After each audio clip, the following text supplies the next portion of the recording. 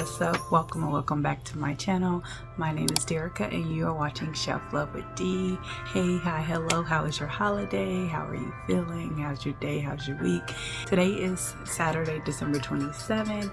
Thank you so much for joining me for another weekly wrap up. Things have been crazy busy, so I did not get a lot of reading done this past week. I had a couple buddy reads that I fumbled on. I definitely picked the wrong time of the year to do a buddy read, let alone 2 or 3 of them. So I want to apologize to Eliza again, Miss Raina again, for just fumbling this buddy read. I've been trying to do buddy reads for so long. Then I finally get 2 of them and life was just life. And I mean, between all of the holiday activities, cooking, wrapping, shopping, I just didn't really have the time to do a buddy read in the way that I would like to, where we could really discuss, chapter by chapter or things like that. So anyways, I won't be on here before you long. I actually only got 2 books read this past week, which is still an accomplishment in itself. So let's not act like, it's the end of the world. So let me rephrase that. I got 2 books read this past week and I truly enjoyed them both.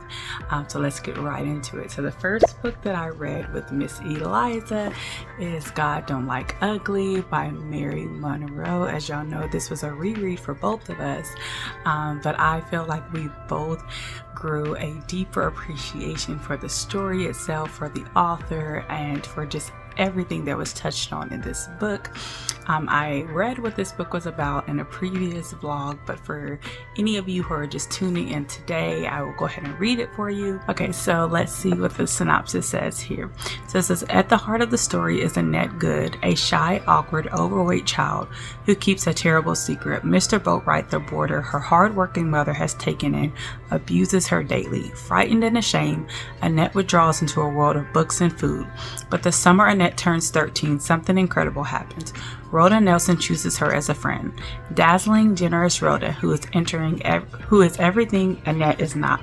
Gorgeous and slim, worldly, welcomes Annette into the heart of her eccentric family, which includes her handsome and dignified father, her lovely, fragile Madeira, her brooding, dangerous brother Jock, and her colorful white relatives, half-crazy Uncle Johnny, sultry Aunt Lola, and scary, solely Granny Goose.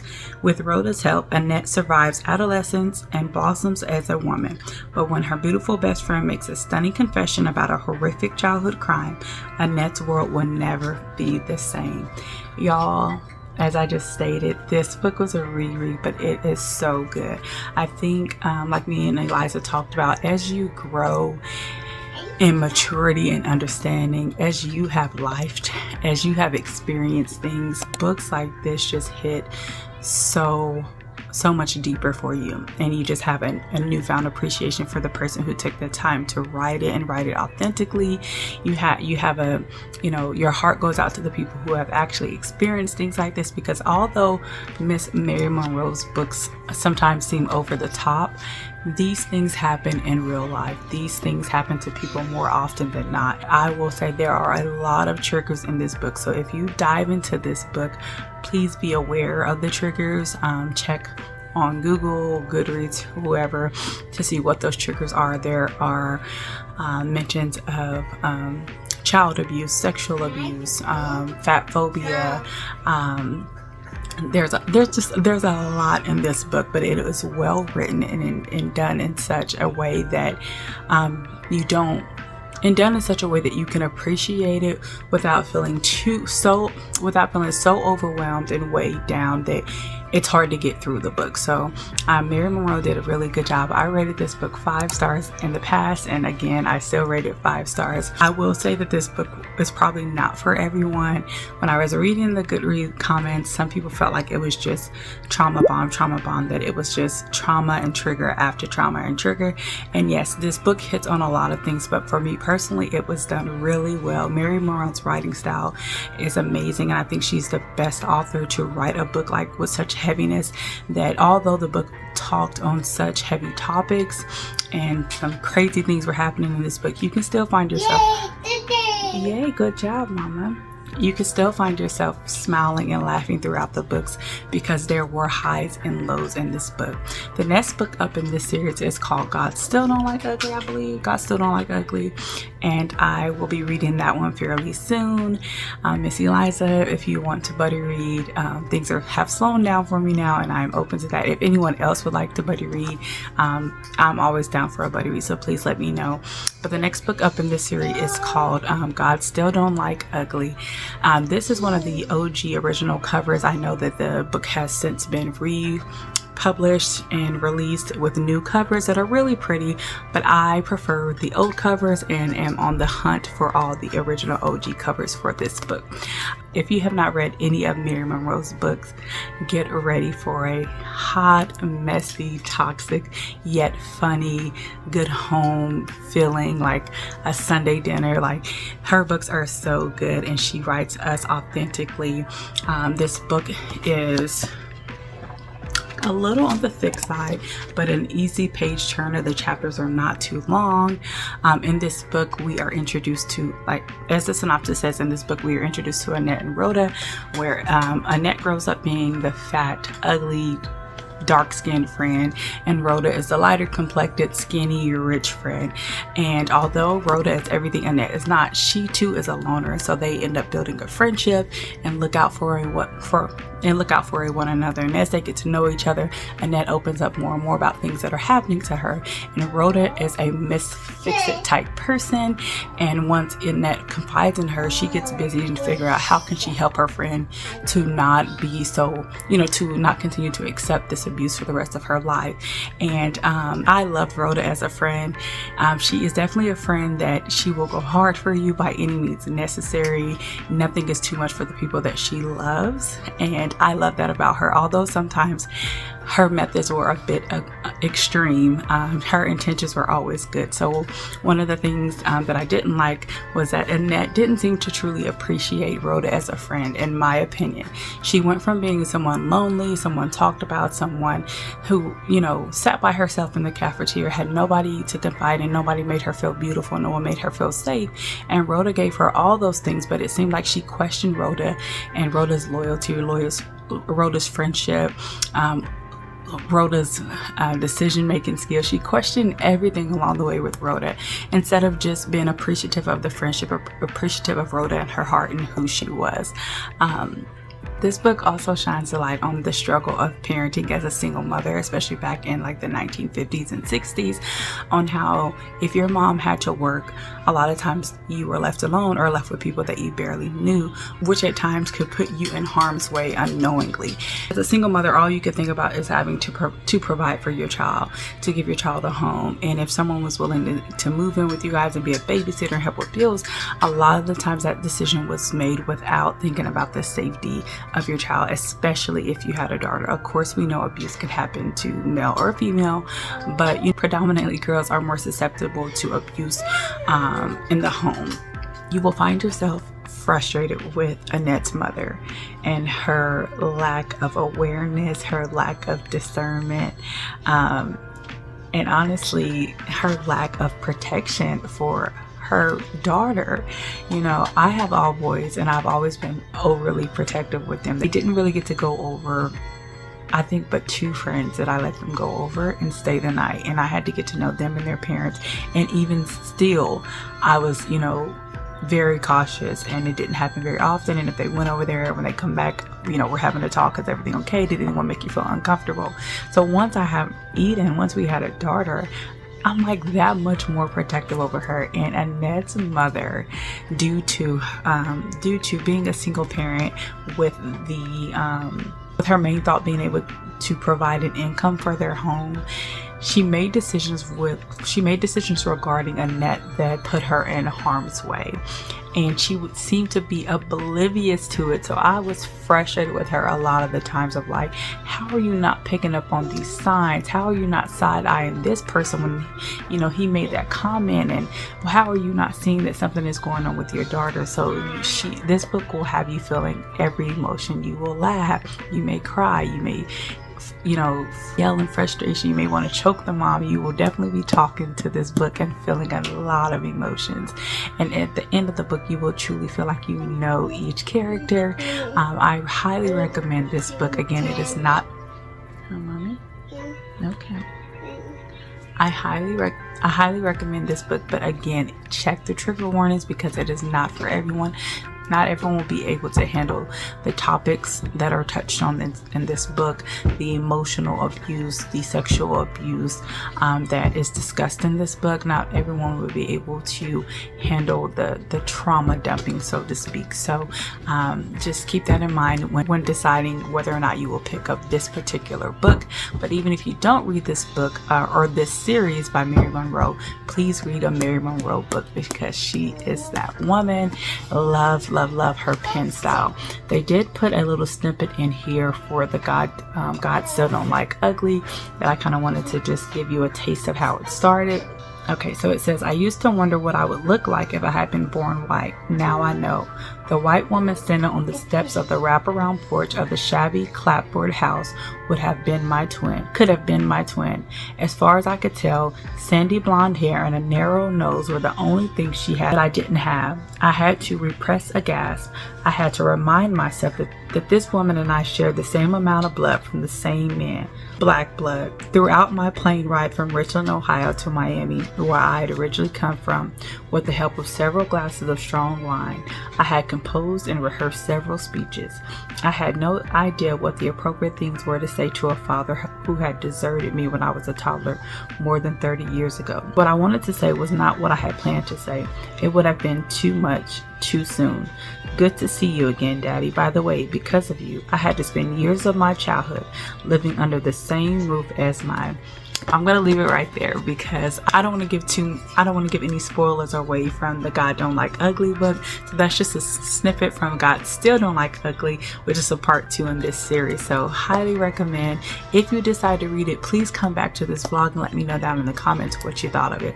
Alright, so my next book up that I got to read this past week is Sugar by Bernice L. McFadden. Y'all, this book right here, 10 stars.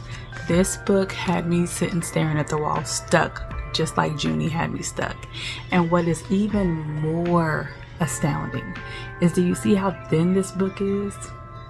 But it packed some weight. Bernice L. McFadden, her writing style is untouched. I can definitely see why Lex Reads is a fan of her writing. I cannot wait to read book 2 of this. I can definitely tell why Lex Reed loves Bernice L. McFadden. I have become a fan just off this book. I literally sat there thinking about this book. Then I went and talked to my husband about it because I had to tell somebody else. Like, it was one of those go tell it on the mountain moments. Like, this book is so good that I could not talk about it. I could not recommend it. Text my mom like, you have to read this book. I text Eliza like, girl, this book was so good. Look at how small this read is. It is only, I want to say 18 chapters, about 224-25 pages, yet it packed so much in it. This small book packed a punch in such a gentle way. I'm just amazed at how she was able to write such a heavy weighted book, yet you didn't walk away feeling heavy. She was able to pack so much into this small book, yet you didn't feel like it was overly wordy, overly done, or too much. It was done so well. I've never read a book this small and felt like, dang, like, it just amazes me that so much was packed into this book in such a short read, but it was just done beautifully. And that twist at the end, or I don't say you call it a twist, that surprise at the end, I'm like, no way. This book was so good. And it took me a lot longer than what I expected to finish this book. I expected to finish this book in about 2 to 3 days. However, because I feel like you get so much information, so much happens in each chapter that I liked to take a moment to just kind of marinate on it, on what I was reading. It is beautifully written, beautifully written, beautifully written. I would read this again. I'm definitely going to read the book 2 in this series, and highly recommend. Okay, so I talked about this book, and I want to say it's my 10 before the end, and I read what it was about. For anyone who has not watched that video, I will go ahead and read it for you now. So it says, the Bigelow women hate Sugar from the minute she arrives in their small Arkansas town. They have their names for this shameless creature with the bouncing blonde wig, red painted lips, names they can only whisper behind closed doors. They want her gone, out of Bigelow and away from their men. But Sugar has traveled too far and survived too much to back down now. Pearl Taylor knows what Sugar feels because it happened to her. It was the day her young daughter Jude was murdered. It wasn't that Pearl stopped believing in God exactly. She just couldn't trust him the way she used to. Then Sugar moves in next door. Over sweet potato pie, an unlikely friendship begins, transforming the lives of two women and an entire community. And Sugar, Bernice L. McFadden brings a 1950s black town vividly to life. With its flowering magnolia trees, lingering scents of jasmine and honeysuckle, endless rows of tract houses, white picket fences that keep strangers out, but ignorance and superstition in. To read this extraordinary novel is to take a journey through grief and suffering to a place of forgiveness, understanding, and ultimately grace. And even reading this now that I've read the books, reading this synopsis just hits differently. It definitely hits different. I actually didn't think that I would end up having so much empathy, sympathy, and grace and understanding for Sugar. With them saying her strutting down the street in her wigs, her tight clothes, and her red lipstick, I'm like, this hot funky mess I'd want her to get on as well. Once Miss Bernice takes you on the journey of Sugar's life and how you realize, like she said, she was born into hell. Like, she literally, from the time she was born into this world, has gone through so much. And then, in the very beginning, at the start of the book, Miss Pearl loses her daughter in such a tragic, horrific way.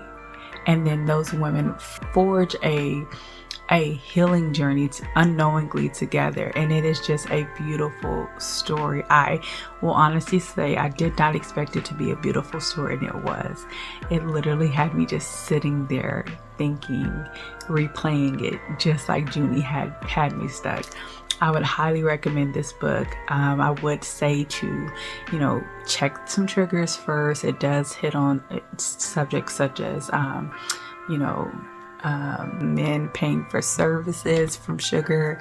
It does hit on topics of abuse and racism and the loss of a child, and the loss of the child is pretty horrific. So I would just say go into it cautiously if you are someone that can't handle heavy topics like that. It does go into a good amount of detail about it, and it was, even for me, I had to pause for a moment to read it because it was very hard to read, especially when it has to do with a child being murdered. But would highly recommend this book. I look forward to reading this book again next year because I already have said I'm going to read it again next year. If anyone is interested in reading it and you check it out for yourself, please come back to the comments and let me know what you thought of Sugar. If you've read any other book by Bernice L. McFadden that you think I should read, please let me know down in the comments as well, because I want all of her books now. Like, I am a fan. I'm a fan. So grateful for Lex Reads putting us on to Sugar. She had said that, if you're going to read any of Bernice L. McFadden's books, start with Sugar, and I'm so glad that I did. This book will hold a special place in my heart, just like Junie and the Yellow Wife, and I love books that make me feel that way. Butterscotch Blues was the first book that I ever felt that way in my life, and since then I would say it's been Butterscotch Blues, Junie, and the Yellow Wife. And as y'all know, I've said it before, I love The Coldest Winter Ever, love it down, but that's just a different category and a different type of love for that book. The second book up after Sugar in that series is called This Bitter Earth, and I will be reading that very, very soon. I have to get that one on my shelf, but I'm going to read to you guys what it's about. It says, when Sugar Lacey returns to Short Junction to find the aunts who raised her, she hopes they will be able to tell her the truth about her parents. What she discovers is not just a terrible story of unrequited love, but also a tale of black magic that has cursed generations of Lacey women. Armed with newfound knowledge and strength in the face of adversity, Sugar must push through the pain to find her absent father and discover the truth about the curse that has befallen her family line in hopes of breaking it before she passes it on to her own child. Interesting. I don't want to give any spoilers to Sugar, but when it said her absent father, like finding him, I thought she found him by the end of Sugar, or at least knew who he was. So for the synopsis to say she has to find her absent father, that makes me wonder, is it not who we thought it was by the end of Sugar? Anyways, definitely can't wait to get to that book, get it on my shelf, and then read all of Bernice McFadden's catalog, because that woman's pen, she is just chef's kiss. She just writes like someone I've never read before. Like, to have the skill to write on something so heavy, but yet it feels like a beautiful story. It's just, that's a skill. That is a unique skill. And I'm just amazed, still stuck on this book and trying to move on. But anyways, so that's it for the books that I read this past week. All right, so now for the streams. I only got one movie watched this past week. I didn't even get any shows down. And the only movie that I got watched was The Preacher's Wife. If y'all have not watched this movie, go and watch it now. All right, so the main characters in that movie are Denzel Washington and Whitney Houston. Denzel Washington is an angel who is sent to Earth to help Whitney and her husband find their way, not only back to each other, but in their faith and the spirit of Christmas. It says a struggling pastor prays for help as he tries to save his community, church, and his marriage during the holidays. His answers are paired when an angel named Dudley, Denzel Washington, arrives, though his presence unexpectedly complicates things when he forms a special connection with the pastor's wife, Julia, which is Whitney Houston. And it is so funny because every time I watch this movie, no matter how many times I watch it, I wish for a different ending. I find myself rooting for Denzel and Whitney, hoping that they get together and just boot the pastor out the way, because he is a jerk in the beginning. Nonetheless, it has a happy ending, of course, but one that you can be happy with all around. It's such a sweet, cute, fun movie full of faith, an amazing soundtrack. We get to hear Whitney sing at her best. Oh my gosh, beautiful voice. Love every song on there. We just sing along to it. Would highly recommend this if you have not seen it. 10 out of 10. It's just one of those black classic movies that you have to see. We watch just about every year. We had missed it a couple of times the past couple of years because it's one of my favorites, and the kids kind of gravitate more towards like Home Alone and The Grinch. But I was like, this year we are watching The Preacher's Wife. So glad we did. It just sparked such a nostalgic, happy-go-lucky feeling in me, and just still resonates with me. I was just telling my husband the other day we have to get that soundtrack on vinyl, so we'll be getting that soon. But that is it for my reads and streams. Thank you guys so much for joining me today. Let me know what you're currently reading, what you've been watching lately, and if there's any books that you want to recommend, any shows or movies that you want to recommend, please let me know down in the comment section. If you've made it to the end of the video, please leave me a sunflower in the comments, and per usual, don't forget to show yourself some love today.